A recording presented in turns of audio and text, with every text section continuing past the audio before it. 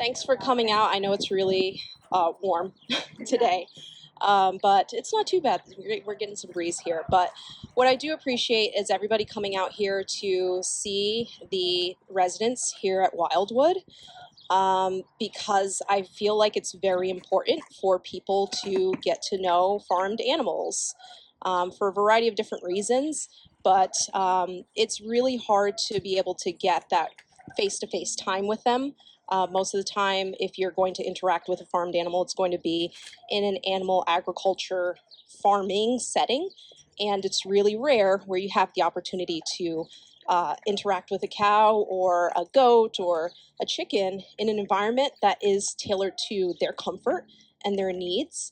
And you get a different sort of like side to them, a different perspective than what you've seen before. And I kind of feel like that's where my experience as an investigator and someone managing investigations comes into play with increasing people's understanding of farmed animals in our world. Let me go ahead and take these sunglasses off too. So yeah, I'm gonna go ahead and just introduce myself really quick and then get into the experience that I have to share with everyone. And hopefully you'll come away from this with a different perspective. So I am the Deputy Director of Investigations at Animal Outlook, which is a national nonprofit farmed animal advocacy organization based in Washington, D.C. This year is actually our 30-year anniversary of being an animal advocacy organization. So it's been a while that we've been doing this work on behalf of farmed animals, but I can't imagine doing anything else with my time. I actually was an undercover investigator. I started doing undercover investigations into animal cruelty in farm settings in 2017. And I investigated 4 different facilities, 1 chicken farm, 2 dairy farms, and 1 aquaculture facility. So I did that for a couple of years before I retired, and now I oversee investigations into animal cruelty on farms and in processing plants or slaughterhouses as well. And our organization is basically rooted in this idea of exposing the truth and inspiring people to make the change. Really what I sort of interpret it as is giving people that power to have the knowledge to make the change if they want to. Empowering people with knowledge is really key to investigations work. And that's where I feel the most proud about what my organization does. So we do undercover work into farms and slaughterhouses. We do legal advocacy work after that. So it's not just going in and exposing what the farming practices are like, but actually pursuing justice for farmed animals because there are currently no laws that really protect them on the farm sites. There are very, very few laws that can be applied to farmed animal protection in slaughterhouses, but they're pretty much non-existent on the farm sites, unfortunately. And a lot of those laws vary state by state, but they're pretty flimsy at best. And what I really want to sort of get into, and the sort of like center of this work when I talk about the truth, right? Exposing the truth, inspiring people to change their minds and maybe do some behavior shifts.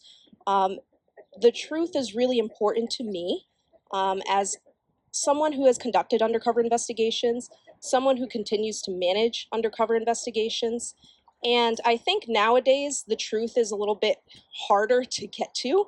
I'm going to ask really quick, show of hands, has anybody ever seen anything online and then are thinking, I don't know if that's actually true? Show of hands. That's pretty much everybody. So yeah, when it comes to that, I would say that animal agriculture it kind of gives you that feeling.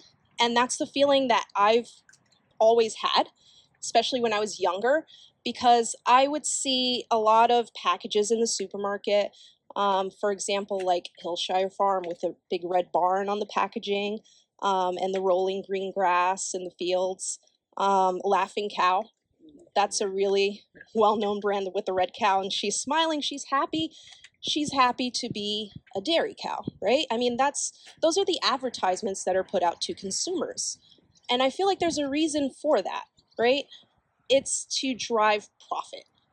And a lot of the things that you'll encounter online when it comes to trying to figure out from the farmers themselves how these animals are treated. Most of the time you'll get this story that is weaved about the farmer being a nurturer, that these animals sort of give their lives willingly in a way, or they live on the farms and they have a really good life and then they just have one bad day and then that's it. And that's sort of the perspective that would be the most palatable for a consumer to have, right? Because there's no real guilt involved in that. There's no second guessing it. It's just whatever's on the packaging, whatever you see in the supermarket, you believe at face value because you believe that that's the truth, right? If a farmer is going to produce a product and they have this sort of sense of integrity behind what they're producing, you're going to take them at their word. Unfortunately, when it comes to authenticity, it's harder and harder to come by nowadays. And authenticity is sort of at the root of investigations work. Undercover investigations involve going into these farms and these processing plants where animals are at the end of their lives in the farming system and showing exactly what it is like for them. With this sense of this is the real deal. This is really what's happening, and you know that for a fact because what we document in there, that's when people think that nobody is watching. The workers on the farm sites, the managers, they don't think that there's anybody there monitoring them. It's very different when you encounter a lot of these advertisements and you see them on TV, you see them as you're scrolling on your phone, and it shows this idealized version of what farming is like. I think that consumers have the right to know the truth about what farming is like. So that's what I'm going to be explaining to everyone today by way of sort of giving an overview of my experiences as an undercover investigator, some of the experiences that I've had as someone managing investigations at Animal Outlook now, and I'm doing that with a sense that I'm not here to try to force anybody here to change their mind because I can't. It's your choice. Whatever you want to do, whether you want to refrain from eating animal products, if you interact with any of the animals here and you decide, okay, you know, it's a whole different lifestyle, it's a whole different shift to go through. And for some people, it can be difficult. For some people, it can be pretty streamlined. And I know that there's a lot of resources out there, but yeah, it is a different way of thinking. I understand all of that. My job as an investigator is to just provide people with the truth that they have the right to have access to. Everyone has the right to know what they're supporting with their dollar and know exactly what it is. So that's basically what I'm going to do today, is just give you information about the farming industry from the perspective of someone who's done the work, who's investigated facilities and exposed the practices for people to have that awareness. And I guess what I'll start out with is just one of those perspectives that a lot of people have when it comes to farming practices is that what I mentioned earlier, the nurturing aspect, the farmer going out and knowing a lot of these animals by name. They're interacting with them every day, and they have this special sort of like bond and relationship with them. And that's sort of what's the narrative that's pushed to the consumer, because it paints this idyllic type of version of farming. When it comes to just that relationship, there's a limit to it, especially when you're operating a farm site that has 900 animals or 1,000 animals, maybe even 500,000 animals. That's definitely the case for a lot of farm sites in this country. I've seen them myself. I've worked on them. So yeah, when it gets to 500,000 faces, you're not going to remember every face. when it gets to even 1,000, let's say, cows, you're not going to have a name for every cow. And especially if you're doing that farming practice and you're operating your farm site and you're trying to turn a profit, if there's an animal who's inconvenient and not profitable, they're not going to be cared for. They're not going to get a name. They're going to be sent off, sold off, or whatever. That's especially the case for male dairy calves. So there are actually a couple of male dairy cows in the herd here at Wildwood, and this was their haven. That was an alternative for them from the situation that they were rescued from. So because they were born male, they can't produce milk. So the dairy industry doesn't consider male calves to be as profitable. So when an animal doesn't turn a profit, they're going to either discard them or try to get a little bit of money from them because they'll send them off to be processed. So I was able to see how male calves were treated during the 2 dairy investigations that I conducted. One of the dairy farms I worked at was one in Pennsylvania, and then the other one was in California, so that's the opposite coast pretty much. And the practices were pretty much the same, especially for calves in general. So with the male calves at the dairy farm that I worked at in California, you think this sun is hot? I mean, I'm sure there are some people who have been to California. If you go into, the Central Valley area, that's where a lot of the dairy farming is done. And it gets really, really hot out there. So imagine being a young male, sort of newborn dairy calf, just left out in the hot sun and not given any veterinary care, not given any treatment because they just happen to be born male. That was a sort of callous nature that I was able to document while I was a worker at that dairy farm. And this was something that wasn't a one-off. It wasn't even something that just happened twice. It happened so often that I was filming a lot of these male calves that were just left out to the point where they passed away. So that was the sort of feeling that they had towards these animals. It's not a sentimentality. It's more so, okay, this is a detachment. I'm a farmer. This is the product. And that was the sort of sense that I got working in these facilities. It's probably 900 to 1,000 cows. 900 at the farm that I worked at in Pennsylvania, and 1,000 cows at the farm I worked at in California. And the way that these farms run is that they have to milk the female cows twice a day, every single day, and they can't stop for anything. So when a cow gets sick or injured, most of the time they were left in a barn somewhere, and it's really expensive to give vet care to a cow. So typically there would be a manager there who would perform these like botched surgical procedures on some cows. I was able to document one manager just doing things to this cow that probably weren't going to help her in the long run. I don't really know exactly what happened to that particular cow, but she did suffer a lot in that situation, and I won't really get into it because everything I'm telling you today is actually 10 times worse. But this is a family event, so I'm going to try to keep it to a minimum when it comes to just the intensity of the experiences of these animals.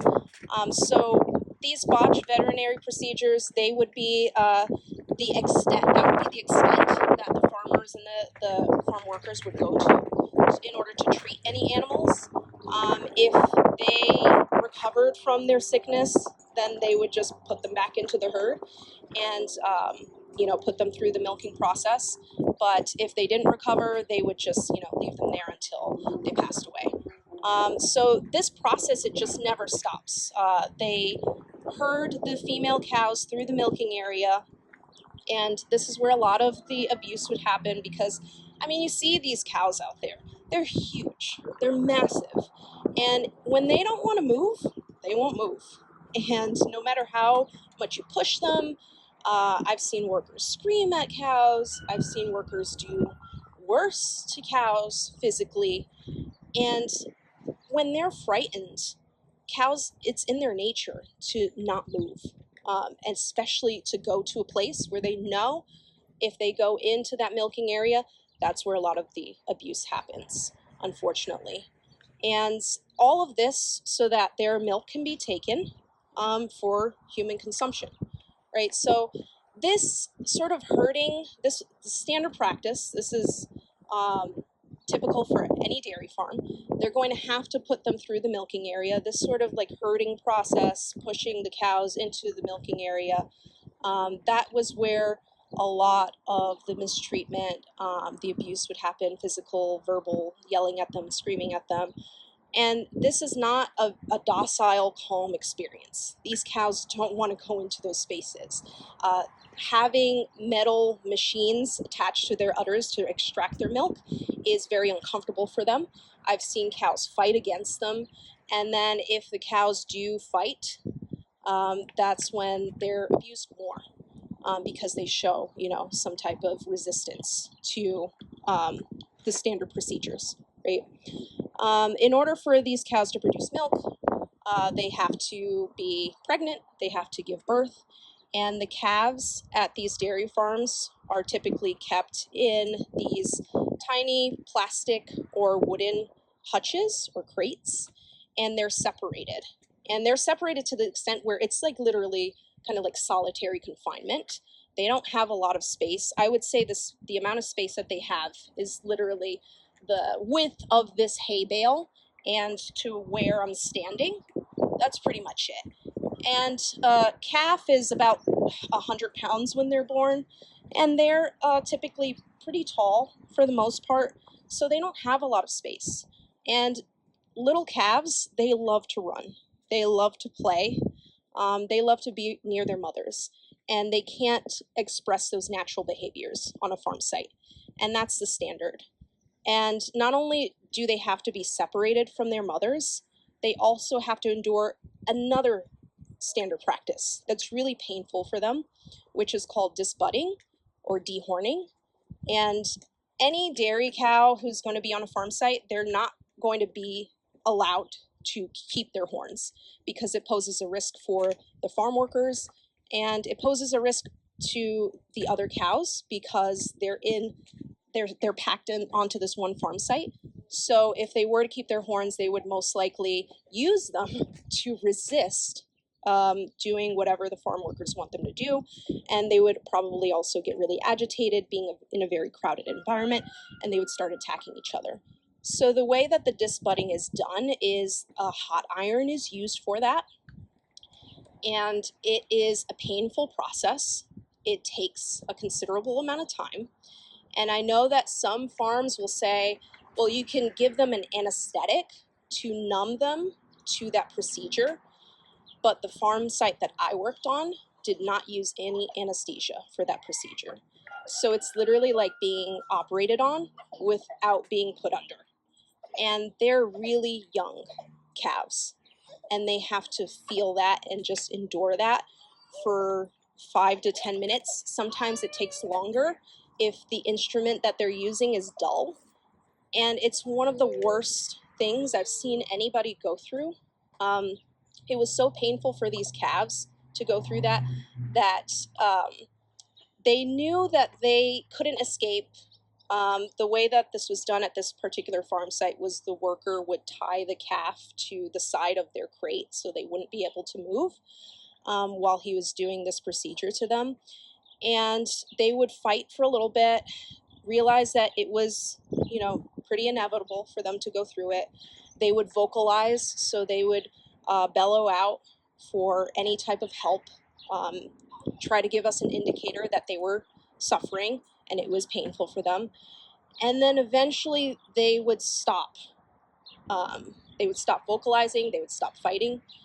And I really vividly remember most of all that when that happened, they would just start grinding their teeth just so that they can just get through it because they knew that it was not something that they could avoid. It wasn't something they could escape. That's their life. That's their fate. So this is also a standard practice. So I usually emphasize a lot of these procedures that I saw that were the standard on these farm sites, because a lot of people think that, oh, you know, these undercover videos, they're exposing these farms that are the bad apple farms. These are the farms that are doing things that are way out of, you know, out of line with anything that would be permitted in a farm setting. And that's not the case, because it's just an escalation for something that is already typical. Putting animals through some degree of pain is typical on a farm site. It's part of the standard practice. And when you have an environment like that, when you have an environment where the workers have to do these things to the animals because it's a part of their procedures on the farm sites, and they're causing them pain anyway, what's the difference? Especially if they're viewing them as disposable, right? If they're born male and they're a calf, they're disposable. So what's the use of treating them with kindness or compassion when they're products, when there's work to be done, when there's profit to be made? And that's essentially the reality, the truth that we try to expose in these undercover videos, is when these farmers think that there's nobody watching, there's no YouTuber or Instagrammer, there's nothing that's going to go on their website for their advertisements. They are doing things according to how they typically do them, and we expose those practices. And when it comes to the investigations that we do, they're very illuminating whenever we get any footage that is contradictory to those advertisements. And that was 100% the case for a chicken farm that my organization recently investigated. I think this was back in 2022. We investigated a chicken farm that was contracted to Tyson Foods. And this was a chicken farm that was raising chickens for meat. So typically the life cycle for a chicken on these farm sites is 42 to 45 days. And that's not very long for a chicken. They're still young, they're still peeping on the farm site. I did my own chicken farm investigation back in 2017, and anytime I set foot into one of the sheds that the chickens were kept in, I would hear them peeping. And it was weird to me at first, because that was my first chicken farm investigation. And I was just wondering, well, why aren't they making the typical chicken noises? And they're peeping instead. It's because they're still young. They're still sort of at this infant stage at this point. And they grow so large, and it's basically, you know, inducing this state of obesity in these young chickens, where their bodies can't really support their own weight. It's not natural for them. So their legs would break or buckle. They'd end up unable to walk to food or water, typically on these farm sites, because it's just not natural for these chickens to be at a weight that high at that point in their life cycle. So unfortunately, that's pretty much the standard, and it's not because of any type of, you know, thing that's given to them, or they put something in the feed specifically. It's in their genetics. They've coded their genetics. They've bred them to the point where that's how these chickens are now that are on these farm sites. And it's really disheartening to hear that, you know, the genetics of an animal would be manipulated to the point where they would suffer. But you get more of the meat from the chicken if they are overweight, or they're, you know, at that state, and they have that physiology issue. That physical issue is it's going to generate more profit for them. So at the chicken farm that we investigated in 2022, this was the farm that was contracted to Tyson Foods. What our investigator was able to expose were really horrible conditions. There were sheds that were really, really extensive. Think of them as like the hugest trailers that you've ever seen. but they didn't have any windows on them, and they were completely empty inside except for dirt floors and feed and water. And you can pack about like 10,000 chickens per shed, and that's a lot of them. They are packed in extremely tightly. There's no enrichment for them. They don't get to go out of those sheds for the entire 40 odd days that they're in there. That is their life. They're kept in there the entire time that they're on the farm site. They're delivered there when they're about a day old, and they grow to, you know, a certain weight and that typical age of 40 odd days, and then they're sent off to a processing plant. So what our investigator was able to document was that these chickens, of course, were having issues with their legs, issues with being able to access food and water. In particular, there were some issues with the farm manager being able to keep up with getting these sheds with the water lines set up properly. So there were some sheds where these chickens, I mean, they're just subject to whatever treatment is given to them by the farm workers and farm manager. They can't control the amount of feed that they get. They can't control if they have access to water or not. It's whatever the farm manager is able to do to maintain those sheds. And even that those sheds aren't maintained properly. They barely have anything in there as it is, and the sheds weren't maintained properly to ensure that these animals could even have steady access to food and water. In particular, there was a lot of water deprivation that happened in these sheds. So there were a couple of sheds in particular where the really young chicks weren't able to access the water lines because they were just a bit too high.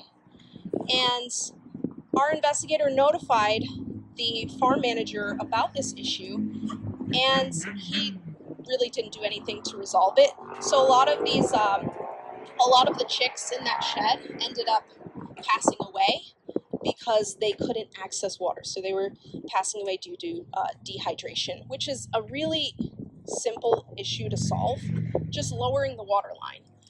But the thing about adjusting the water lines is that it goes through the entire shed for the most part. And if there are birds that are growing faster than other birds, the water lines have to be at a level for the highest growth rate in the shed.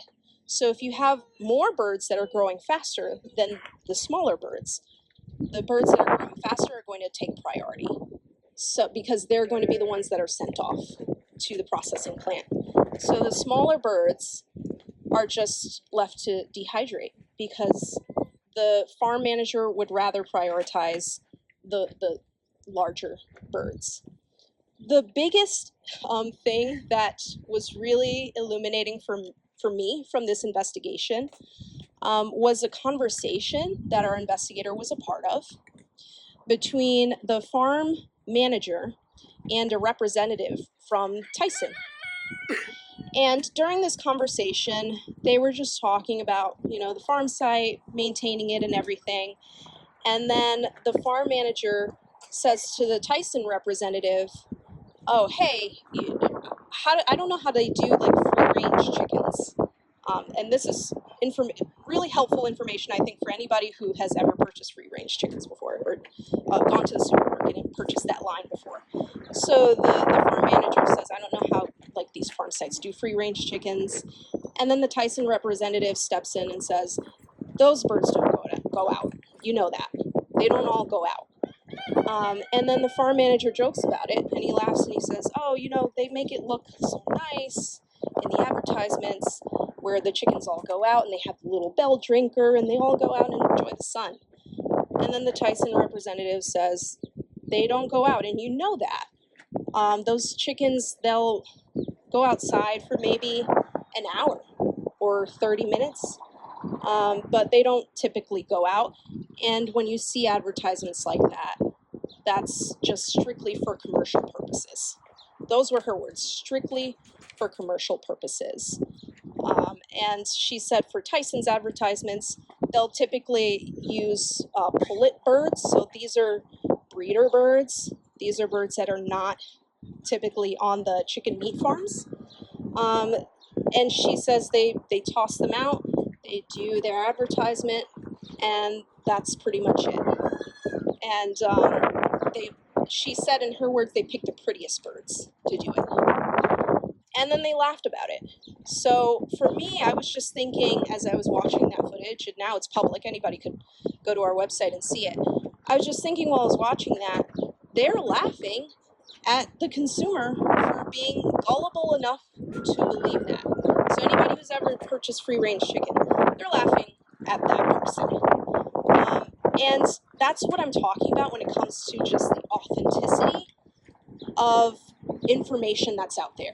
When it comes to the authentic view of how farmed animals are treated, it doesn't get any more real than undercover investigations.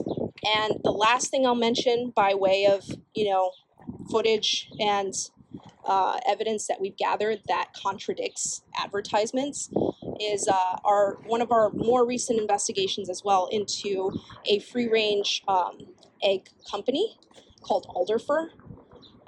So they made these claims on their cartons that their chickens were all free roaming. And we actually did an investigation of a couple of their farm sites, and we found no chickens outside. On nice sunny days, no chickens outside. And when we tried to do some deeper research, we were able to see that there was one barn in particular that did have the tiniest little porch made of wire that could fit maybe 10 birds in it on the outside of the shed. And they could walk out onto that little porch, that wire porch, and then they can go back in. So those were their free roaming birds. We ended up suing them for making those claims because they were false claims, and we won. And they were able to, now they have to give a payout to all of the consumers that purchased their products. Because we even did a survey of anyone who purchased any Alderfer products. And we asked them, okay, so when you think of free roaming, is this what you think of? And we showed them the evidence. And they said no.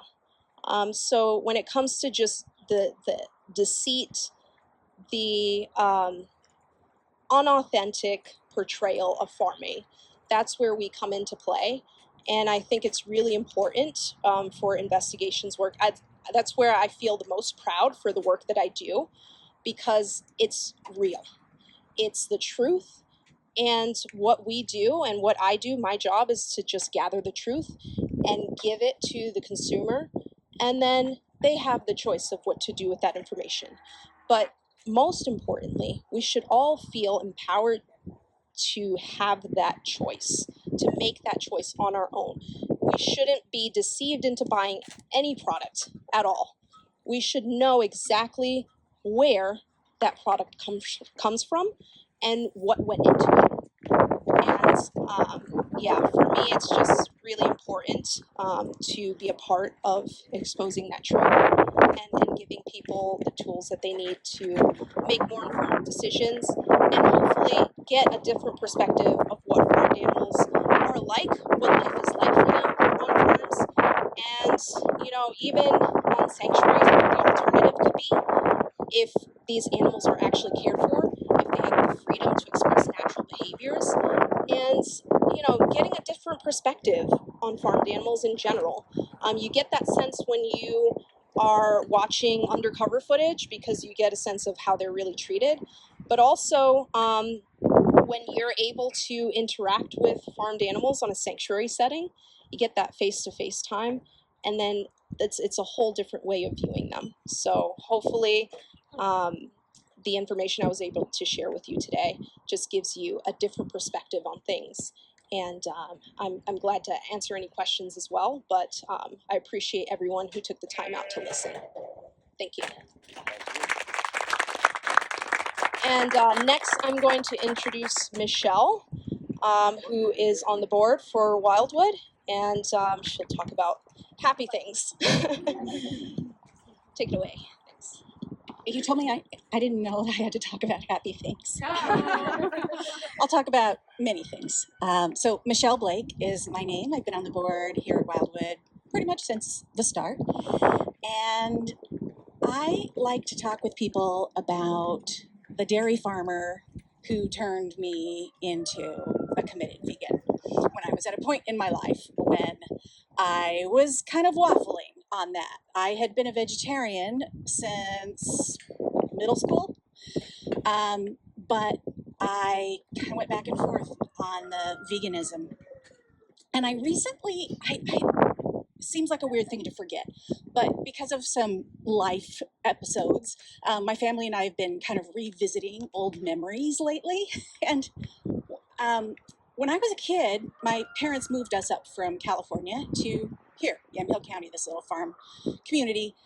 We were city kids coming into the, farming community, the rural lifestyle. There was a lot that was really new to us. And my parents were always chasing these like crazy schemes and businesses and projects and passions and whatever. They got into making commercials for a while. And the very first commercial they made was a milk commercial for the Dairy Commission. I was 12 and I was in the commercial drinking milk and smiling. And there was a band, if you are old enough to remember, Quarter Flash. They got really big, like in the 80s, they had some hits. But at the time they were just a local Portland band, and they sang the jingle for this song that was "Milk builds beautiful bodies and smiles, right?" And so it was like the most wholesome thing, and that is how we've all been indoctrinated. But around that same time, when we were these new to the country, city folks, there was a day that the whole family was out in the car driving somewhere, a road that looks like this. Thankfully, I don't even know what it was, but as we drove past a farm, my parents witnessed something happening to an animal. And they were mortified because they had to see it. And they even said a few times, they talked about it for several days. I mean, we know those sorts of things happen. We just don't want to see it. And I started just at this really impressionable age to kind of see this weirdness that adults do, where they are okay with things happening as long as they don't have to be exposed to it. And as my awareness sort of grew about that, I started having these these episodes, like in the school cafeteria, where all the kids are just sort of innocently carrying their corn dog lunch or whatever from the lunch counter. And in my mind, I could hear the screams of the animals. And I'm telling you, I'm old enough. This is decades before anybody even heard of Silence of the Lambs, right? This was not an idea I got from a movie. This was happening in my brain. I was really starting to put it together. Probably at this very impressionable age. So when I was 14, I became a vegetarian. No one had ever heard of that before in my circle, certainly not in rural Yamhill County. And my parents were pretty sure that I would get all kinds of illnesses and have to have shots. And certainly nobody had ever heard of vegans. I mean, that was not even something that anybody could wrap their brain around, right?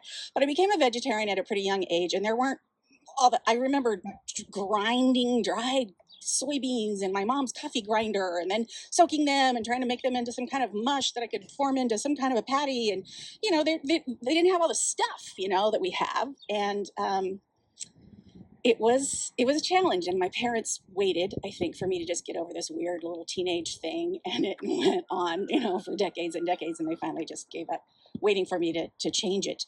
But then I was, well into adulthood and working on I had just finished a master's thesis about how our beliefs about animals are influenced by not only animal rights campaigns, and the movement was about 30 years old at the time, so I could track 30 years of, messaging and education on the part of animal rights movement, versus the other social influences, the religion and culture and commerce and family pressure and community identities, the other things that influence our views, and how all of these influences really are polar opposites sometimes. And I just remember that at that point, this local church, this Unitarian Universalist church, it got an interest in this work I was doing because it kind of touched on like the spiritual influences that lead people to adopt the ideas that they have. And so they asked me to come talk about my thesis at this church. And I gave the talk, and I got the usual pushback, afterwards in the open mic session when people could get up and they'd be like, oh, I worked in a slaughterhouse and I was fine with how they behaved, how they died, and it was okay. And so people stood up with all their usual rationalizations and things that I fully expected, things that I had heard a bazillion times. And then afterwards, this man came up privately to me and said, I'm a dairy farmer in Corvallis, and I saw that this was on the topic for today, and so I had to come talk with you. And I thought, oh, for crying out loud, you just came to like get in my face and argue like these other people just did. And then he started to cry, and he told me his story. So he was the fourth generation to own and operate the family dairy farm. His daughter was a young adult, had recently gotten married. She and her husband were absolutely set on the idea of inheriting the farm and operating it when their dad retired. And he was saying, I want this to end with me. In the years that he had taken over the dairy farm, he had changed everything that he could. He was trying to do the impossible. He was trying to figure out how he can have a profitable dairy farm and give the cows a good life at the same time. And he did everything. He put in cushioned floors. He made them free range. He went fully organic. He changed as much as he could. And then he still realized that, well, yes, in some ways, maybe their day-to-day life was more comfortable.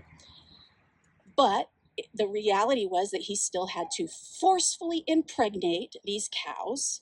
And then as soon as they gave birth, forcefully remove their babies from them, listen to the mothers and babies cry for each other for days, send the boys off to be veal, and then no matter how well he treated the female cows that were producing for him, as soon as they weren't producing, he had to send them off to slaughter, or his business just wouldn't stay afloat. He couldn't afford to be sanctuary and just keep caring for them if they weren't making money for him. And he had it. And the problem was that he lives in a farming family, he lives in a farming community, and everyone around him thought that he was like maybe sort of mentally ill or something. They thought that this was a serious problem. It was a him problem, right? Not a farming problem. And this was 20 years ago, before there was as much talk as you see now online about how all you vegans are like in a cult, right? You've all been indoctrinated. Think about this poor man who's a dairy farmer, surrounded by dairy farmers who can clearly see and witness and grieve the suffering that he has to inflict on these animals, and can try everything in his power to prevent their suffering and learn that it is impossible to not inflict suffering, and to decide that he wants to no longer be a party to that suffering, but he's nuts, right? So I think it helps to understand what my parents were thinking as they were driving past that farm that day, or what all these other, dairy farmers are thinking when they're confronted with this reality that really sort of challenges either the way they make their living, or the way they prepare dinner, or what they think about our place in the world. So I just want to encourage all of you to understand, I think, the extent to which we've seen the happy cow commercials and the cute little jingles about beautiful smiles, and think about how hard those industries try to hide what's really happening. And I love the saying that you'll see very often about, you would take your kids out for a day to pick apples, or, here Wildwood has a pear orchard, and you can take your kids out to pick pears. That would be a pleasant thing. Or go pick strawberries. That harvesting vegetarian food is lovely and pleasant and makes us feel connected to the earth. And harvesting non-animal food harvesting animal-based food is so horrifying that the people who eat it don't want to see how it's made. And so this is it's a movement, and it's also a philosophy that requires us to kind of flip everything that we've been taught since before we were even old enough to know we were being taught, and to understand that we have been indoctrinated into a cult, the cult of the status quo, the cult of accepting that cruelty is somehow necessary. And at the time that dairy farmer approached me after that talk, I had been a vegetarian for 20-something years, and I was back and forth on the veganism thing.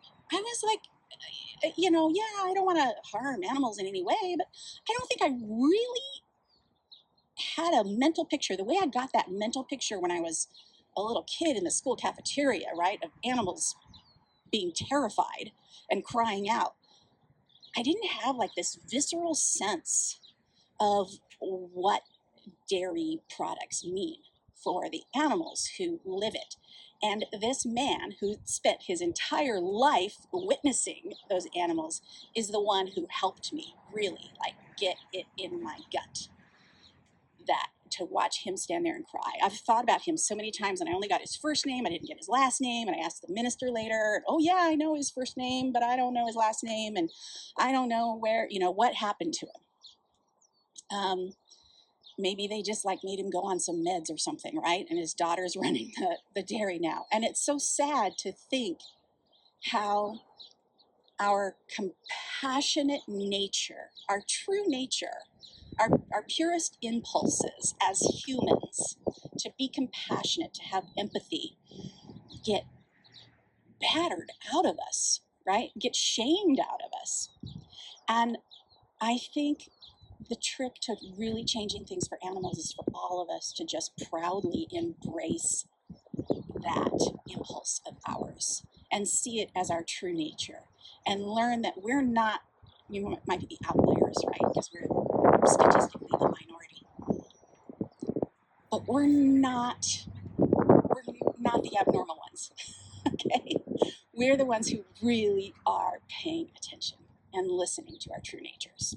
So when you walk around the sanctuary today, you'll see that this is so different from any other animal-oriented experiences that people have.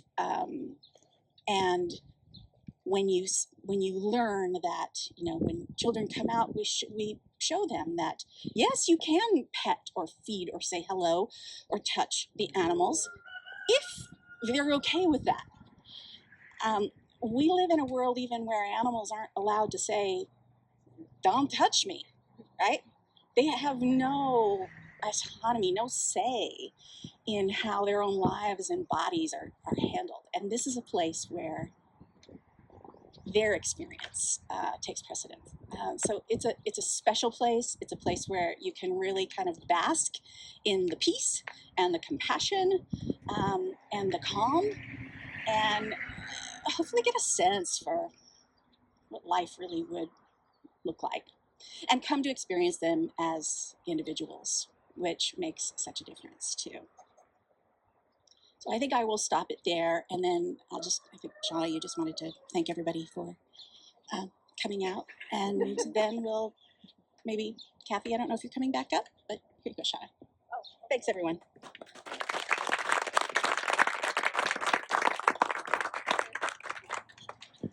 Okay. Okay, I wasn't planning on talking, but hi, my name is Shauna Sherick, and I'm the founder and president of the sanctuary, Wildwood Farm Sanctuary. And first of all, I want to thank everybody for coming out to this sanctuary. I can't remember how many years we've been doing this, Kathy. Quite a few, and it's really grown, which is great to see. I think when we first had this event, we held it in January, and there were 5 people that showed up, and so we thought, well, maybe we should have this in the summer. And so it's really grown, and I love to see this. And so I'm not great at public speaking, so I'll just give a little bit of background. So the sanctuary is part of my grandparents' farm. I grew up here, spent a lot of time out here, and way over there on that part of the farm, and grew up.